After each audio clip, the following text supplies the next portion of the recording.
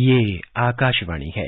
कोविड-19 विशेष कार्यक्रम के अंतर्गत प्रस्तुत है कोरोना वायरस संक्रमण की वर्तमान स्थिति पर चर्चा, जिसे प्रस्तुत कर रहे हैं आकाशवाणी संवाददाता सिद्धार्थ सिंह। इस कार्यक्रम में आमंत्रित स्वास्थ्य विशेषज्ञ हैं एम्स नई दिल्ली के doctor RP centre for ophthalmic sciences के प्रोफेसर और हेड डॉक्टर JS तितियाल।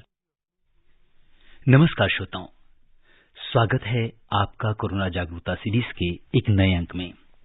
कहते हैं beauty lies in the eyes.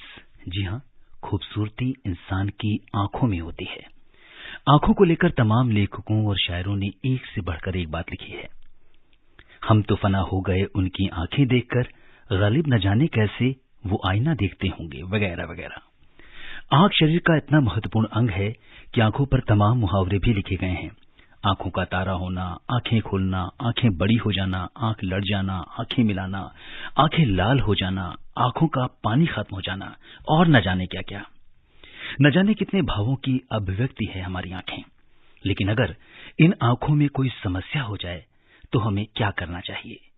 Corona काल में आंखों को लेकर बहुत सारे सवाल हैं, जैसे किस तरह हम अपनी आंखों की देखभाल कर सकते हैं, आंखों में संक्रमण होने पर क्या करें, कोरोना काल में आंखों की रूटीन जांच कैसे कराएं, अपनी आंखों की सर्जरी कब कराएं। ऐसे तमाम सवाल हैं जिनका जवाब हर कोई जानना चाहता है। श्रोताओं, कोरोना जागरूकता श्रृंखला के आज के इस एडिशन के साथ मैं हूं सिद्धार्थ सिंह, और कोरोना की वर्तमान स्थिति और उसका आंखों पर प्रभाव पर चर्चा करने और आपके सवालों का जवाब देने के लिए आज के इस विशेष फोन इन कार्यक्रम में हमारे साथ हैं अखिल भारतीय आयुर्विज्ञान संस्थान एम्स नई दिल्ली के doctor RP centre for ophthalmic sciences के professor and head doctor Jeevan Singh Titiyal. Doctor Titiyal national I bank के चेयरमैन भी हैं। कॉर्निया, कैटरेक्ट और रिफ्रैक्टिव सर्जरी में आपकी विशेष दक्षता है। आपके 180 से ज्यादा पब्लिकेशंस विभिन्न मेडिकल जर्नल्स में प्रकाशित हो चुके हैं और आपने ऑप्थेल्मोलॉजी पर 2 किताबें भी लिखी हैं। एशिया पैसिफिक और अमेरिकन एकेडमी ऑफ ऑप्थेल्मोलॉजी ने डॉक्टर तितियाल को ऑप्थेल्मोलॉजी में उनके विशेष योगदान के लिए विभिन्न पुरस्कारों से सम्मानित भी किया है। डॉक्टर तितियाल, नमस्कार। कार्यक्रम में आपका स्वागत करते हैं। बहुत बहुत नमस्कार। जितने हमारे श्रोता हैं उनको मेरी तरफ से हार्दिक शुभकामनाएं। श्रोताओं, आप कोरोना से संबंधित सवाल हमारे आज के एक्सपर्ट से टोल फ्री नंबर 1800-115767 और 011-233-14444 पर पूछ सकते हैं। आप हमारे ट्विटर हैंडल @AIRnews पर #AskAIR पर अपने सवाल पोस्ट कर सकते हैं। डॉक्टर तितियाल, सबसे पहले आपसे जानना चाहेंगे कि कोविड महामारी का दौर है और इन सब के बीच हम अपनी आंखों की देखभाल कैसे कर सकते हैं?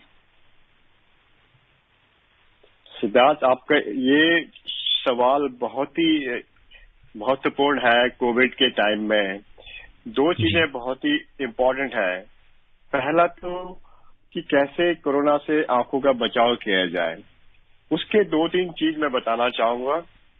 जब भी आप बाहर निकलते हैं काम के लिए या भीड़ वाले एरिया में जाते हैं तो एक चश्मा या गॉगल्स लगा लें, जिससे कि आपकी आंखों में डायरेक्ट इम्पैक्ट न हो। दूसरा, जब आप मास्क लगाते हैं, जो कि आजकल कंपल्सरी है लगाना, उससे भी आंखों में दुविधा हो सकती है। आपने देखा होगा मास्क काफी लूज रहता है नाक के ऊपर, जो आप सांस लेते हैं और सांस आंखों को हिट करता है, उससे जो है आंखों में ड्राइनेस हो जाती है। यदि आपकी जो आपको पहले से ड्राइनेस की बीमारी हो तो ज्यादा आपकी दुविधा हो सकती है। आंखों से पानी आ सकता है, आंखों में लाली हो सकती है, किड़किड़ापन हो सकता है। ऐसे में हमारा सुझाव रहता है कि जो भी मास्क लगाते हैं लंबे समय के लिए, यदि ऊपर से या तो चश्मे से दबा लें या फिर जो एक पतली सी जो है एक तार सी होती है, उसको आप दबाएंगे तो नाक में मास्क सही तरह से लग जाता है। यदि चश्मा लगाते हैं तो चश्मे में धुंधलापन आ सकता है सांस के कारण।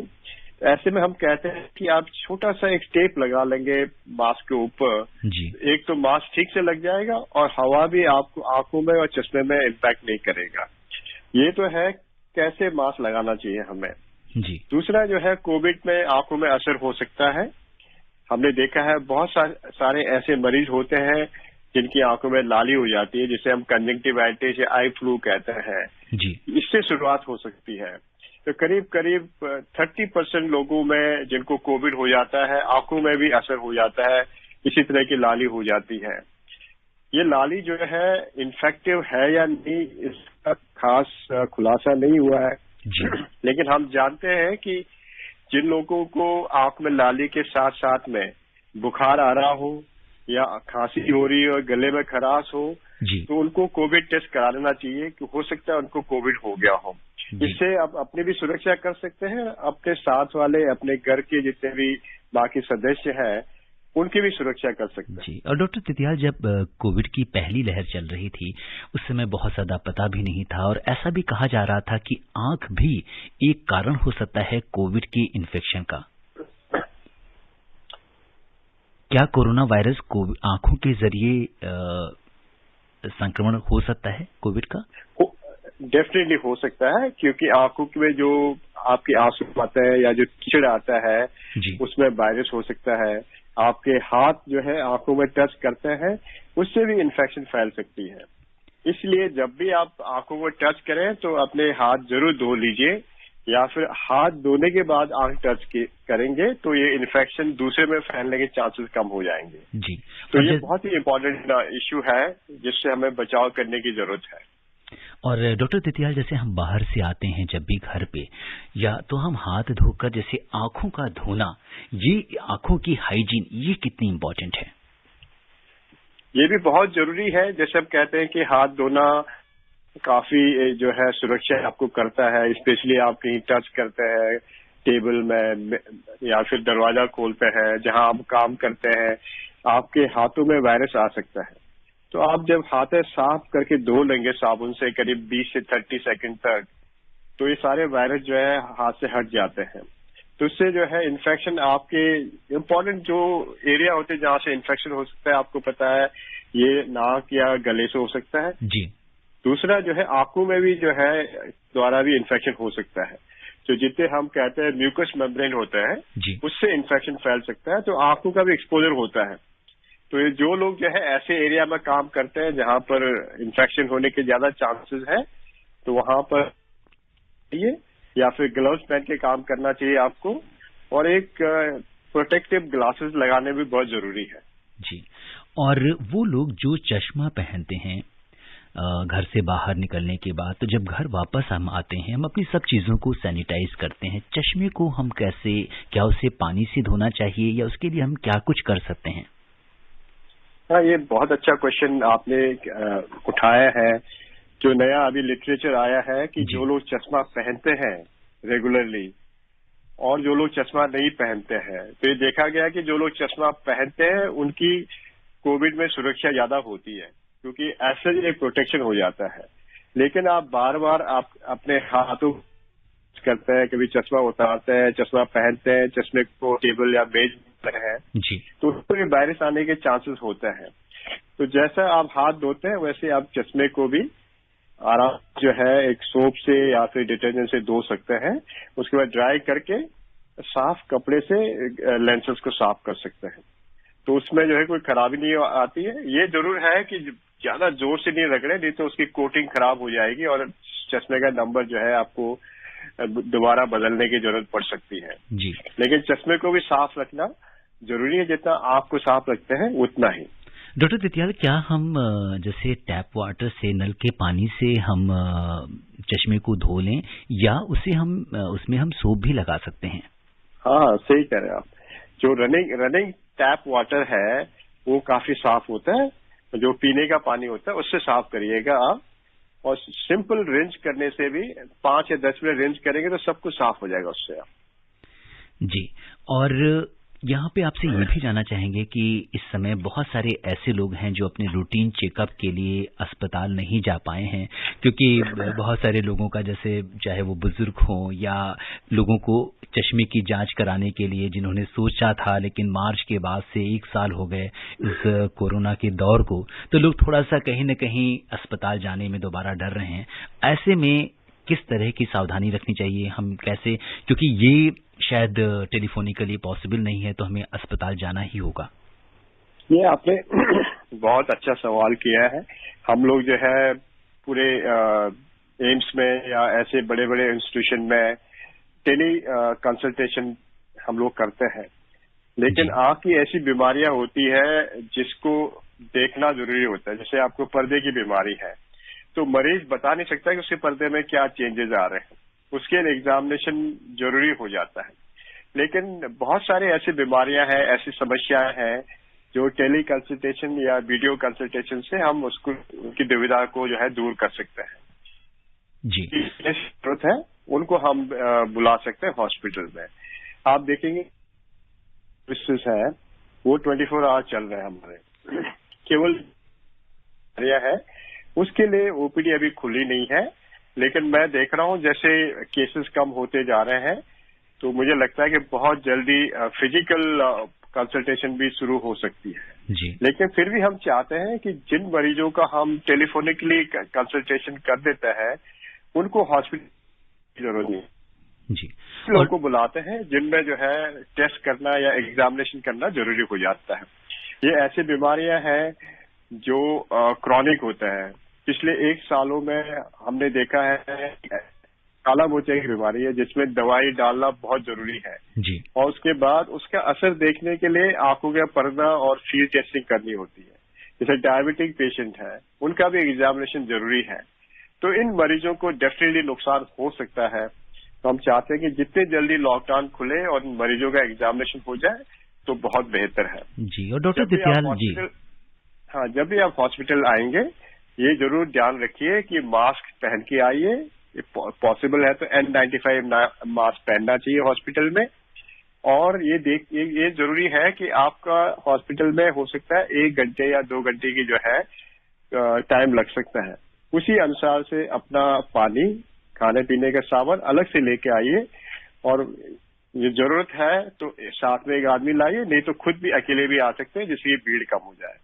तो जो कोरोना के जो हमने गाइडलाइंस रखे हैं वो जरूर फॉलो करनी चाहिए। जी। और डॉक्टर तितियाल, अभी आपने डायबिटिक पेशेंट्स की बात की। हमारे देश में इंडिया को डायबिटिक कैपिटल भी कहा जाता है वर्ल्ड की।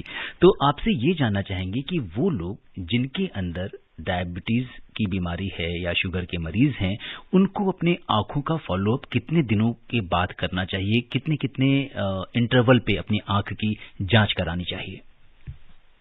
यदि आप डायबिटिक हैं और आपकी आंखों में कोई चेंजेस नहीं आए हैं, में एक बार जरूर चेकअप कराना। इसमें भी पुतली फैला करके रेटिना का पूरा चेकअप करना चाहिए। यदि आपकी आंखों में पहले से ही डायबिटिक चेंजेस आ गए हैं तो हर 6 चेकअप कराना चाहिए, डिजिटल चेकअप। और साथ में जब भी आंखों का चेकअप करने आते हैं तो पूरा ब्लड प्रोफाइल करा के आना चाहिए। उसमें आपके ब्लड शुगर और जो एक हम कहते हैं HbA1c वो जरूर करा के आना चाहिए। और साथ में लिपिड लेवल भी जो है चेक करा के आना चाहिए। जी।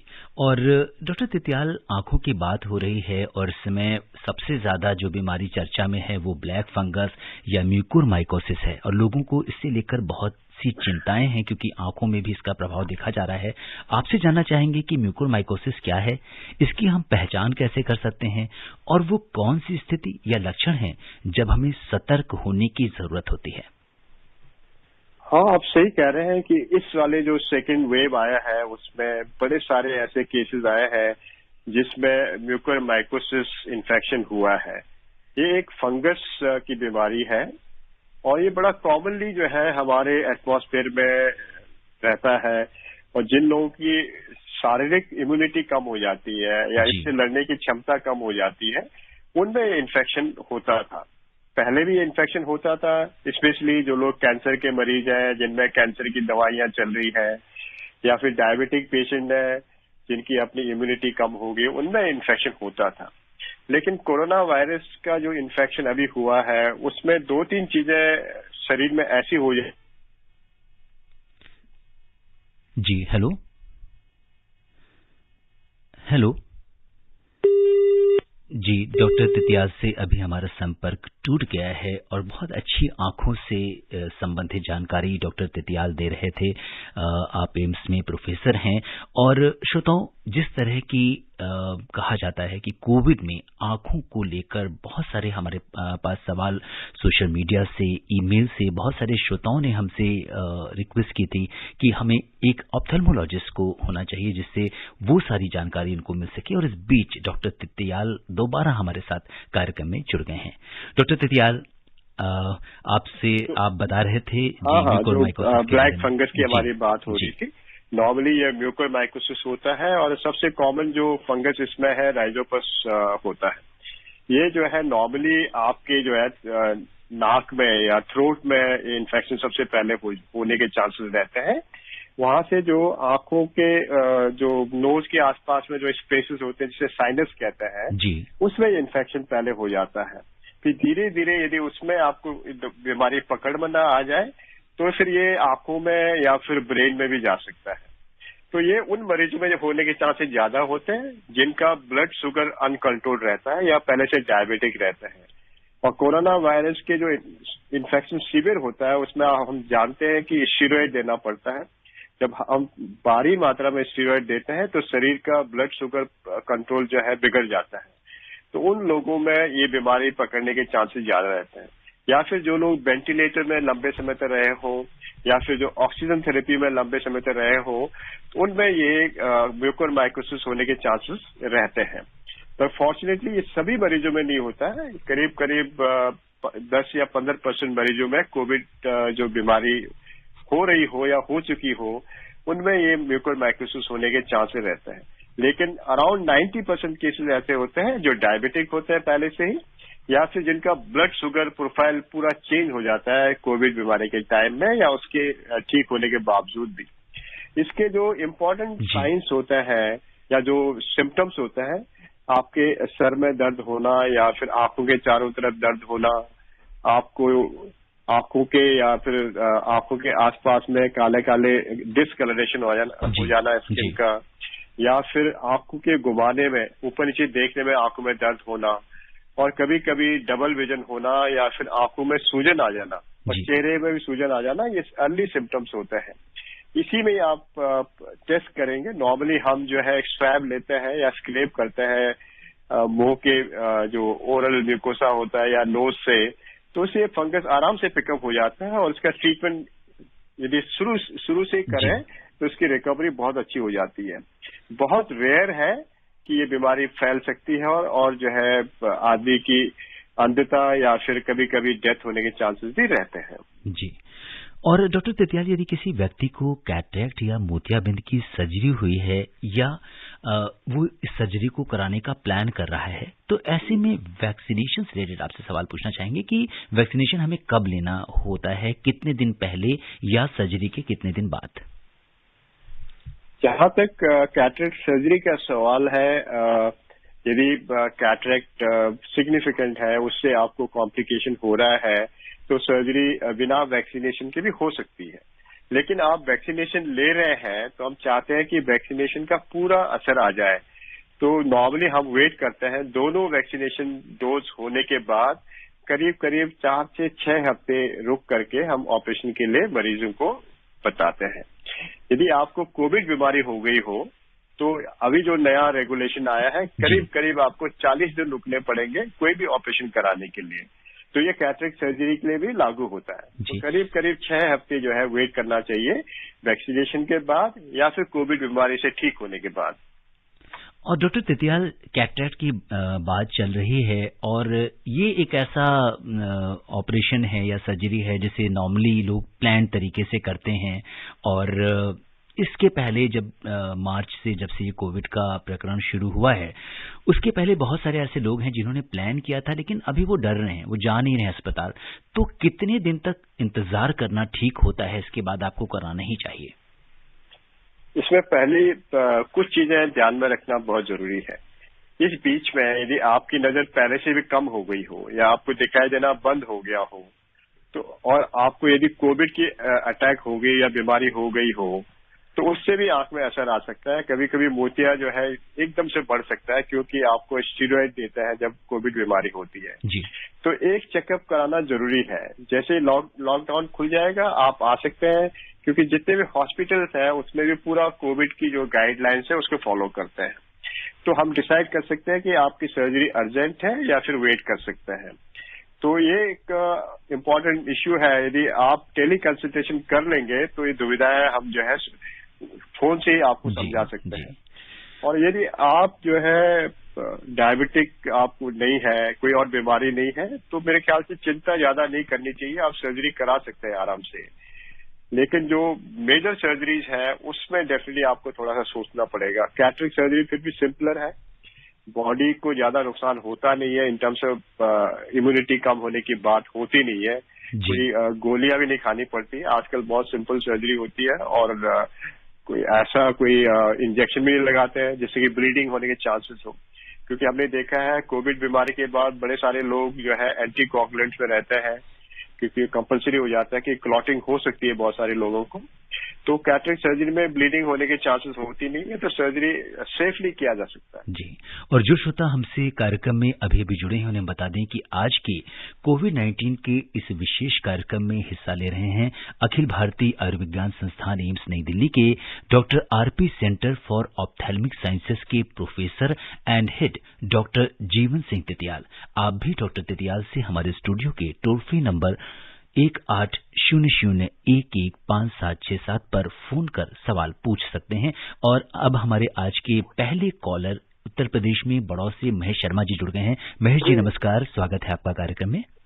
नमस्कार जी, आपका प्रोग्राम हमेशा उज्जवल होता है और ज्ञानवर्धक होता है और आपके 265 एपिसोड में हिस्सा लेने के लिए हमने बहुत कोशिश की है और आपका प्रोग्राम सुना है और रिकॉर्ड भी करते हैं और उसको दोस्तों को भिजवाते भी हैं। जी, बहुत बहुत धन्यवाद है आपका। और आपको ये बता दें कि 400 से ज्यादा एपिसोड्स हमारे हो चुके हैं।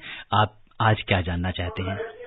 मैं जानना चाह रहा हूँ जी, आंखों में जलन हो जाना और सूज जाना आंखों का जी, और जो है पानी बार बार पानी आना जी, क्या कोरोना के लक्षण है और जो है कौन सा चश्मा हमें इस्तेमाल करना चाहिए? जी डॉक्टर तितियाल, एक तो ये इन्होंने पूछा है कौन सा चश्मा, क्योंकि इसमें मार्केट में बहुत सारे जो है वो कोविड गॉगल्स भी आ गए हैं। मैं महेश जी का क्वेश्चन समझ गया हूँ। जहाँ तक चश्मे का सवाल है, चश्मा जो है कोई भी प्लास्टिक फ्रेम का हल्का हो और उसका जो फ्रेम बड़ा होना चाहिए, जिससे कि दोनों आंखें अच्छी तरह से कवर हो जाए। आंखों के अलावा आपका थोड़ा सा स्किन भी कवर होना चाहिए। तो यदि साइड से भी कवर हो तो ज्यादा अच्छा है। उससे क्या होगा कि कोई भी जो हम कहते हैं कोई आदमी खांसता है या छींकता है तो उसके ड्रॉपलेट्स जो है वो फैल जाते हैं, तो उसका भी प्रिकॉशन होना चाहिए। छोटा चश्मा पहनने का फायदा नहीं होगा, तो बड़ा गॉगल लीजिए। आप सन ग्लासेस भी ले सकते हैं या सिंपल प्लेन प्लास्टिक ग्लासेस भी ले सकते हैं, उससे आपकी जो है दुविधा कम हो जाए। दूसरा ये इम्पोर्टेंट है कि ग्लासेस जब लेंगे तो उसमें आपको सही दिखना चाहिए। कभी कभी यदि मटेरियल और मैन्युफैक्चरिंग डिफेक्ट हो तो बहुत से लोगों को उसमें चीजें जो है टेढ़ी मेढ़ी भी दिखाई देती है। तो जब भी आप ग्लासेस पिकअप करें तो जरूर चेक कर लीजिए कि चीजें साफ दिख रही है उससे।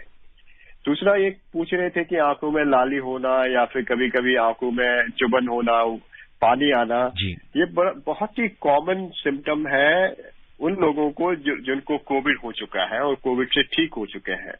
तो नॉर्मली जैसे मैंने शुरू में कहा था कि ये ड्राइनेस से हो जाता है, और ड्राइनेस के साथ साथ में मैंने शुरू में बताया था कि बहुत से लोग मास्क भी लगाते हैं, उससे भी ड्राइनेस हो जाता है क्योंकि आपकी सांसें डायरेक्टली आंखों को हिट कर रही होती है।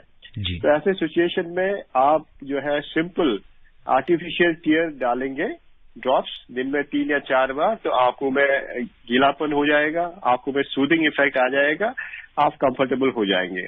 यदि आपको खांसी नहीं है, बुखार नहीं है, गले में खराश नहीं है, कोई और चीजें नहीं है, तो ये कोविड नहीं हो सकता है।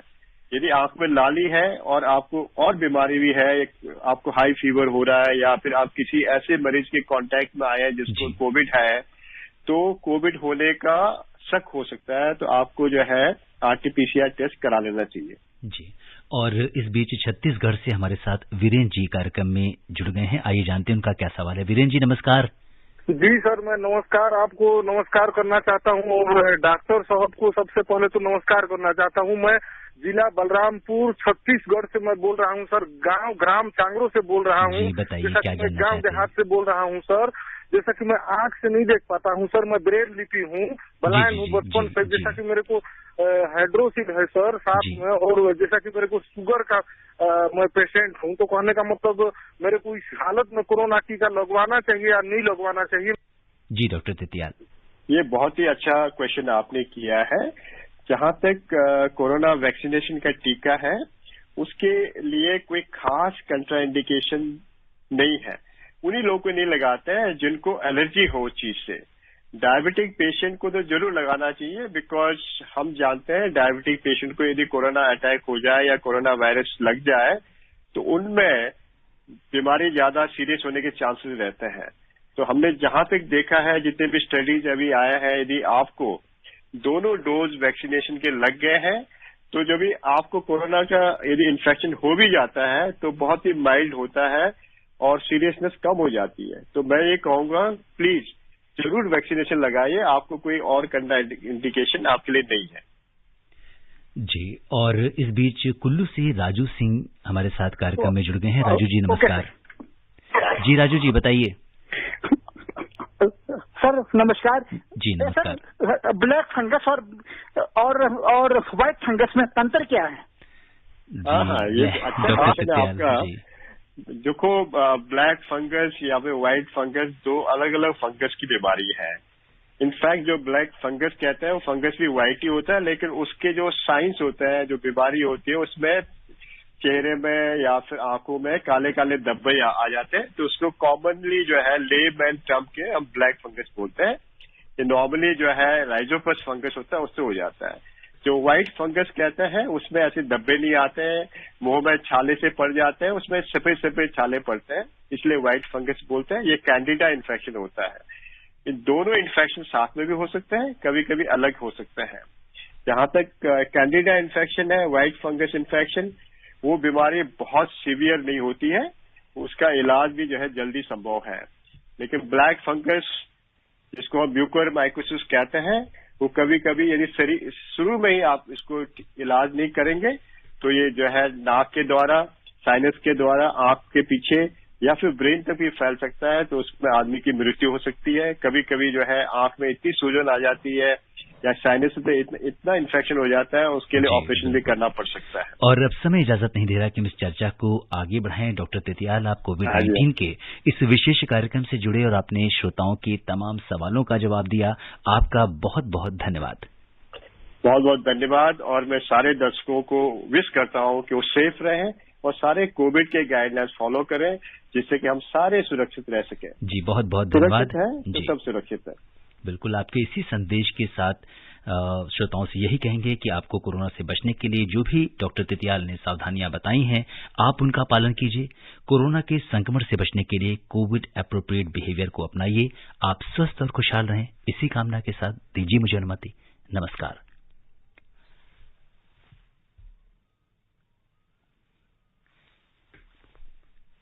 Doctor Titiyal, hello